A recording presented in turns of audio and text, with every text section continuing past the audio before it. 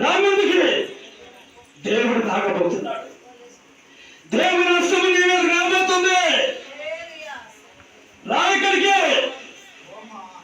హృదయంలో మనశ్శాంతి లేదు నీకు, ఇంటిలో మనశ్శాంతి లేదు, హృదయంలో మనశ్శాంతి లేదు, కుటుంబంలో మనశ్శాంతి లేదు. దిగులు పడుతున్నావు, వేదన పడుతున్నావు. కళ్ళు మూసుకున్నాం అందరం.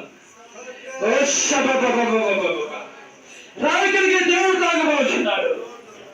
ఓ శబాద బాబునందర బంధువుల ఓ శ్రమలారా, ఓ శబరా, ఓ నా కుమార్తె, పరలోకం వచ్చిన హస్తం నీ మీదకి, నీ కుటుంబం మీదకి దిగి వచ్చినది. ఇదిగో నువ్వు భయపడుతున్నావు. నీ విషయంలో, నీ కుటుంబంలో ఉన్న వారి విషయంలో, నీ బిడ్డ విషయంలో, నీ కుటుంబ విషయంలో భయపడుతున్నావు. నీవు అదే పడుతున్నావు, నీవు దిగులు పడుతున్నావు. లేదు, నీకు మనశ్శాంతి లేదు. పైకి బాగా పడుతున్నావు కానీ హృదయంలో శాంతి లేదు. ఇదిగో పరలోకము నుంచి నా శాంతిని కనుగరించబోచున్నాను. భయపడుకో, అదే పడుకో, నేను నీకు తోడు ఉన్నాను. అనేక సార్లు ప్రార్థన చేశావు. ప్రభువా నా వైపు చూడలేదు, నా వైపు చూడలేదు ప్రభు. నన్ను మర్చిపోయావు ప్రభువా.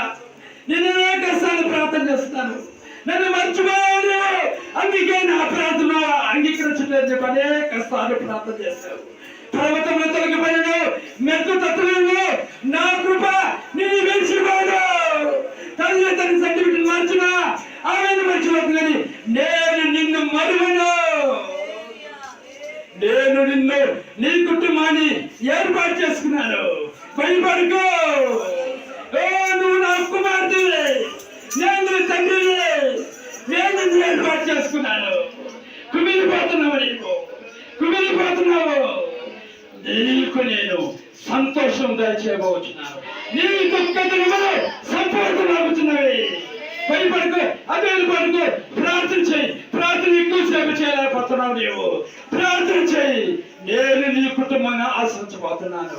ఇదే పరిశుద్ధాత్మ వాక్కు.